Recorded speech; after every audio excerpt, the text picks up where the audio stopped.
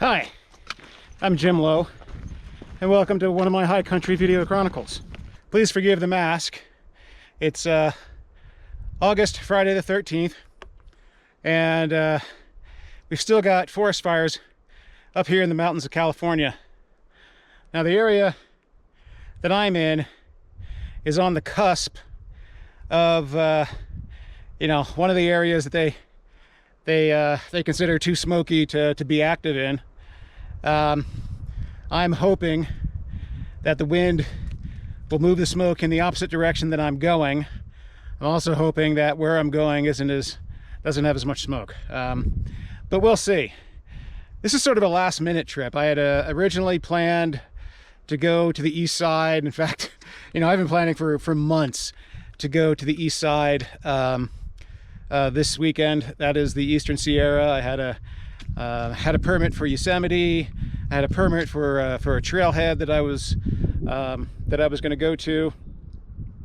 And earlier this week, my mother dropped me a line and said, "Hey, can you come up and help us out this weekend?" So I had to answer that call, but I'd already taken the afternoon off, so I could just sort of hang out at home and do chores at home.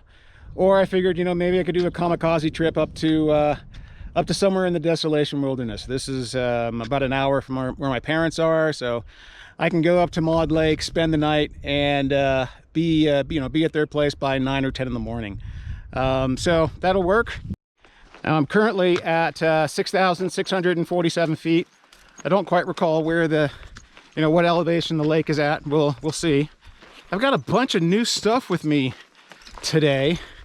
I'm sporting a new icebreaker shirt, short sleeves, which I typically don't do.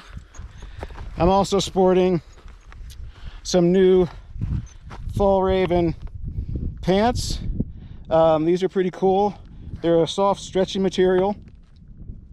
Unlike the other pants, they've got a zippered pocket in the front, which I really like. They've got these gussets along the sides and down at the bottom that give you some ventilation. So that's always that's always welcome. Especially on a day like today. It's currently 90 degrees at the trailhead. So tonight it's going to be in the low 60s, maybe up the lake, maybe the mid 50s. So who knows? I may not even need a sleeping bag tonight. It might be, it might be that warm.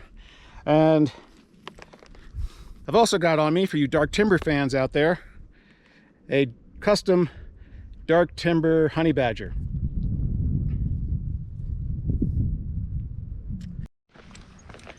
Now, as I recall, it's a 2-hour hike without the pack on. So maybe a 2-hour hike, 2.5-hour hike with the pack on. There's also potential for some thunderstorms. The weather said, thunderstorms between like 3 and 5. And that's where I'm headed over there. And it looks like there's this little cloud here, so we'll see what happens with that. I don't see any other storm clouds in the area. That one doesn't look too dark, so hopefully no storm. Although, the storm might take some of the smoke out of the air, and that would be nice. It'd be nice if it storms up there now. And when I get up there, the air is all nice and clean. I am going to be camping right below a pass, and so I guess if that's a low spot in the hills, that might allow some smoke to travel down that way. I'm going to be sleeping in my tarp tonight. The way I figure it is tent or tarp. If it's smoky, it's smoky. It's probably not going to matter. So we'll see how that goes as well.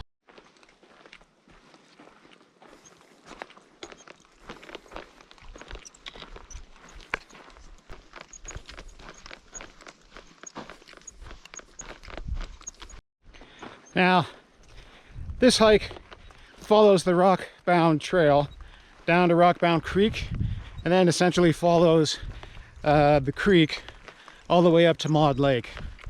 When you reserve your reservations on reservations.gov, it is a little confusing, because when you go to select your permit, it gives you an option for Rockbound Pass and Rockbound Lake. I called the ranger station to find out, you know, if they were one and the same, what the difference is. Unfortunately, I couldn't get a hold of them. But when you go to actually reserve the permit, there's only one Rockbound in the list. So if you're looking on reservations.gov and it says that all the permits for Rockbound Pass are full, but it's showing permits for Rockbound Lake, go ahead and select that and then follow through, and then you'll only get to a list where it gives you one choice, and that's this trail. It's a strange bug they have in their system, I guess.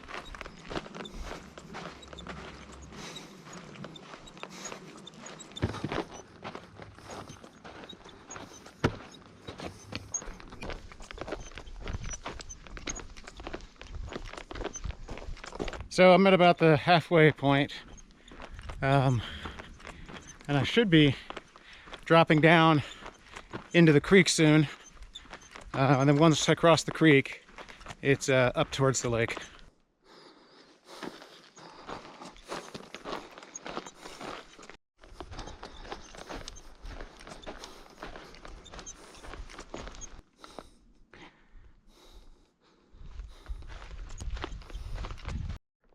Okay, I've still yet to cross the creek, but I make my way down, cross the creek, and then head up that bluff along that canyon, and the lake is right there in that basin. So I said this was a last-minute decision, and it was. I didn't know 15 minutes before whether I was gonna do it or not. You know, I toyed with the idea, and it was all going to come down to, you know, sort of my mood, how tired I was, what the smoke conditions were like, what the traffic was like. You know, the last thing I was going to do was spend 5 hours in my car to get up here. But everything worked out. Traffic was fine. The smoke seems to be okay. And that, you know, that's one of the benefits of having your, you know, all of your kit sort of pre-kitted. You know, I've got everything in my hobby room sorted in stuff sacks, and so literally all I had to do was grab the right pack, grab all the stuff sacks for, you know, my sleeping bag, my sleeping kit, you know, my summer wardrobe. You know, all I had to do was grab the right stuff sacks, you know, for the season, and didn't really have to worry or know, you know, about what's in the stuff sacks. I know they're ready to go. I just toss them all in my car. So to that end, you know, I don't know everything that I'm carrying. I do know that I've got enough to safely spend the night and do some fishing. You know, food, I didn't really bother with food. I made myself a sandwich. I still had the almonds and the prunes left over from my previous trip. I grabbed some bars, I grabbed some gels. I was gonna have a hamburger for dinner. I picked up a hamburger at In-N-Out on the way up. I actually picked up two, one for lunch, one for dinner.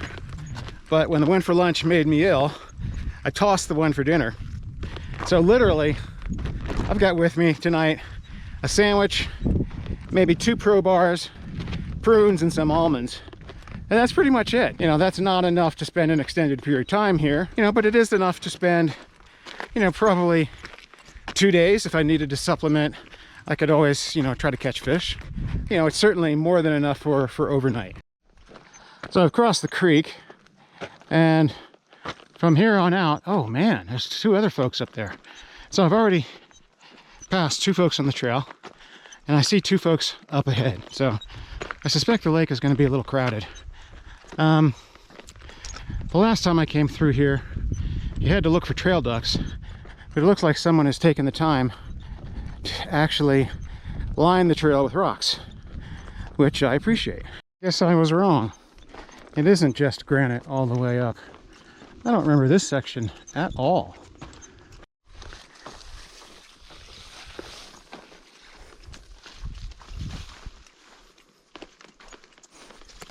So I'm in an area called Willow Flat.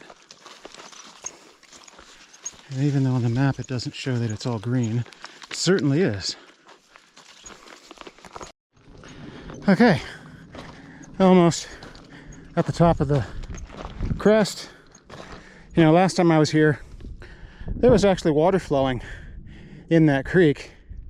It was, I think it was October. So the locals lovingly call this Mud Lake, and hopefully hopefully there's water, and enough water to fish. Yeah, it's drier up here than I expected. I mean, I knew it would be dry up here, but you know, I guess we'll see how low the lake is. So I would say it looks less smoky up here than it did at the trailhead, so I'm happy about that. Okay, so I'm gonna pitch my tarp here.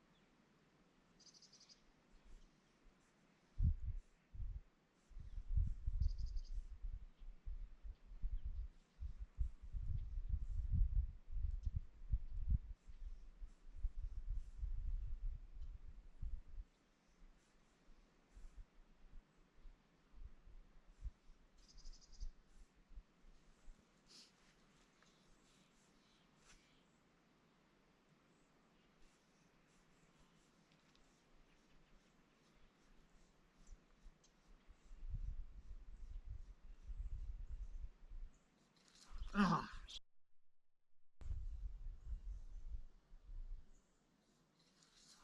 Oh. Oh, wow. Didn't expect that. Broken off. Okay.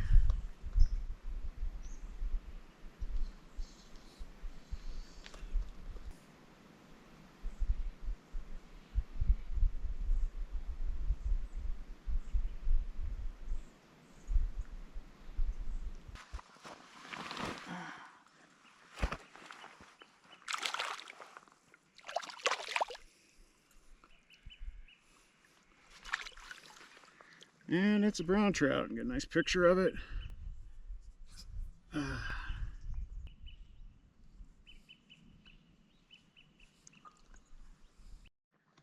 So it's about 8:15 and I'm back at camp.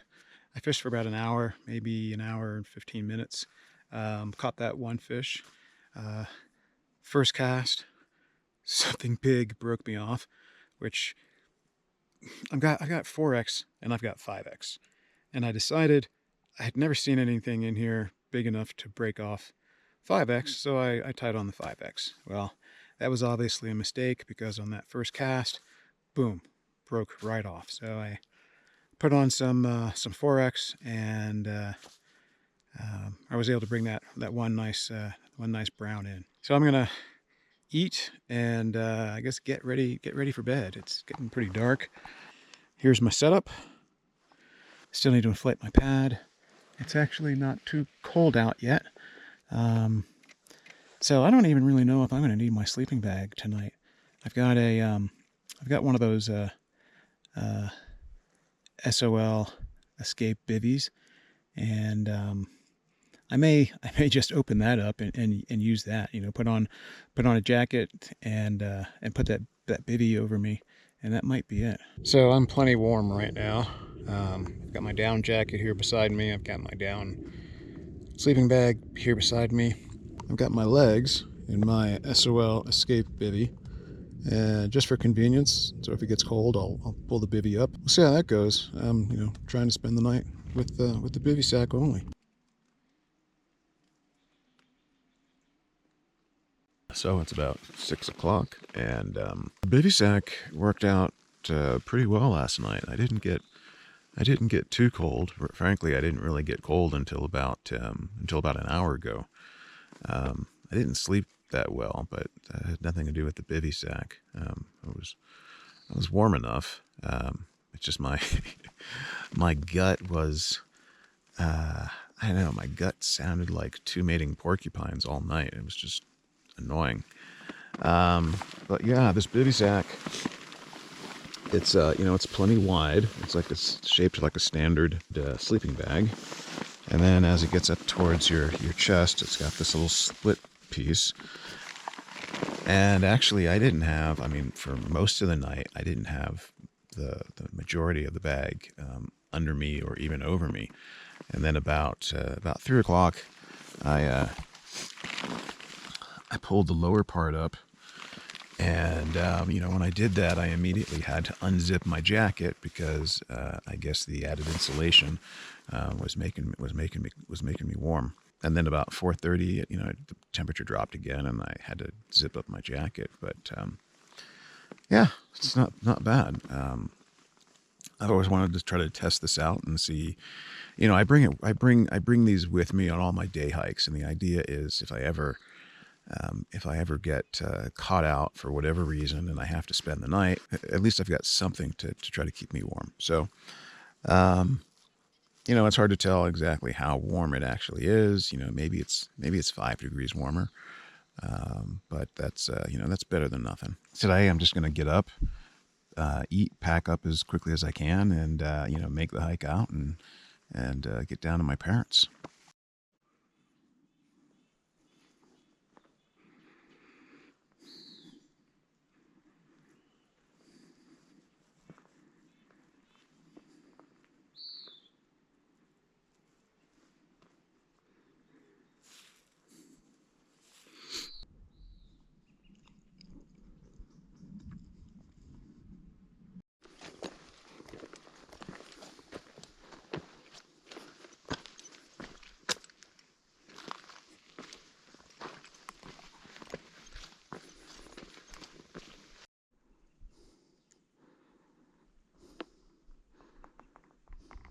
So it's about 7:30, and I'm back on the trail, and far enough past the 3 or 4 groups of folks that were camping around the lake last night to feel like I can, you know, speak openly.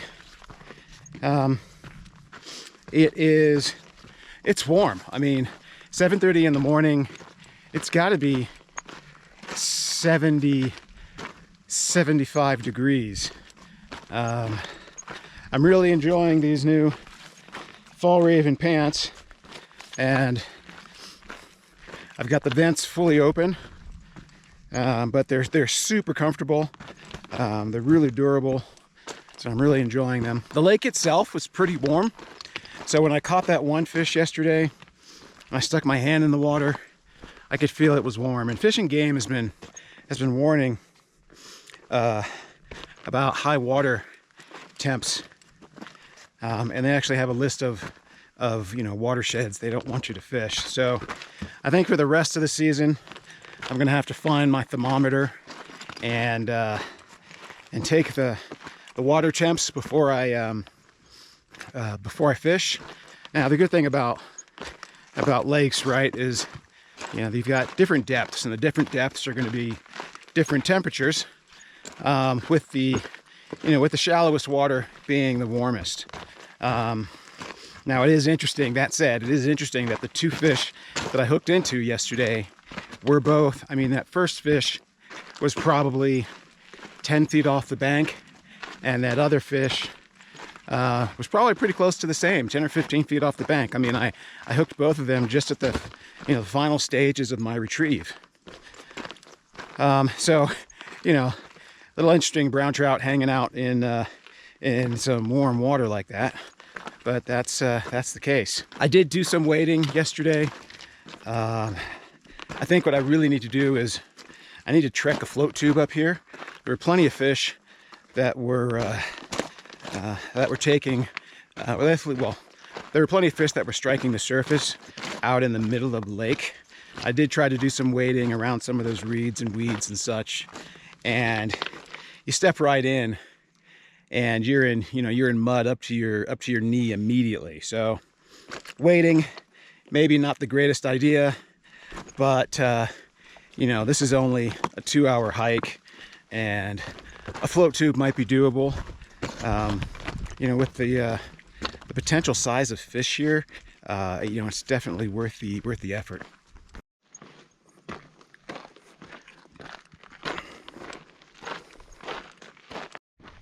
I'm really happy with all the new gear. The Fall Raven pants are excellent. They're really comfortable. This wool shirt, the same. You know, it's, you know, well, it's icebreaker, and I've been wearing icebreaker now for, geez, a very long time. And you know, I've never had any issues. I mean, I've got so many icebreaker shirts and jackets and you know, underwear. The only thing I don't own is a pair of icebreaker pants. The Tarp is still working well.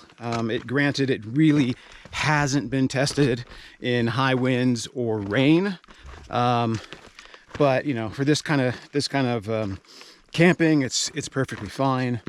The honey badger, I didn't really get a chance to use the honey badger. I'll take it home and do some testing with it, I think. But I really like this handle. I'll have to ask Pete what it is. It looks like it could be buckeye burl, but yeah, dovetailed buckeye burl. It's pretty cool.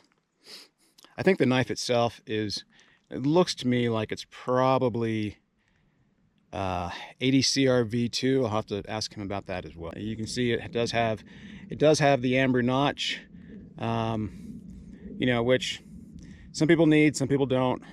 It's personal preference, I guess. And of course, it's a honey badger, so it's got a choil.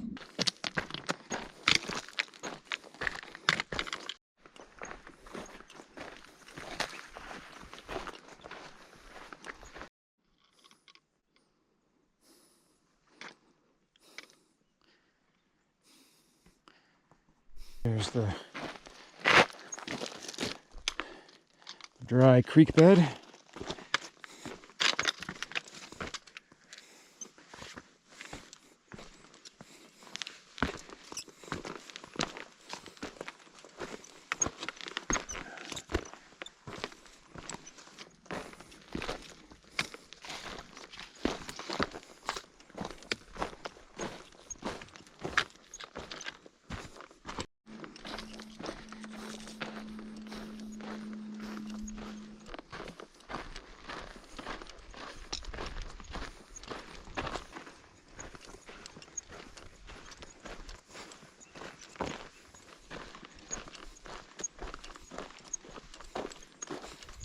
Beauty Lake.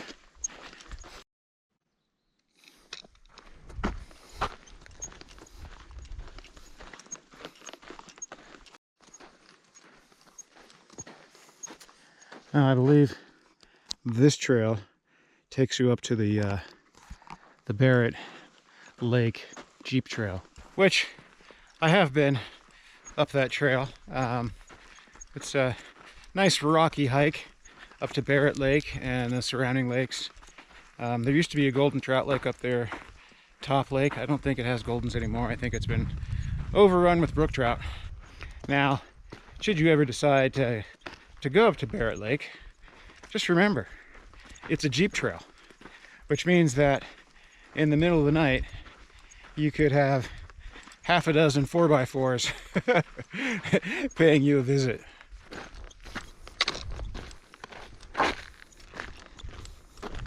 Back at the trailhead, another kamikaze trip in the books.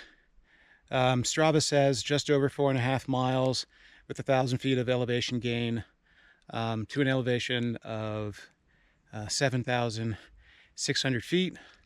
I'll verify that when I get home against a map. The hike was 2 hours and 15 minutes, roughly, both up and back. I had a good time. You know, this is one of those places that I really need to target more. It is fairly busy. I saw a lot of people up at Maud, saw a lot of people on the trail today going up to Lowe. Hope you enjoyed the video. Thank you for coming along.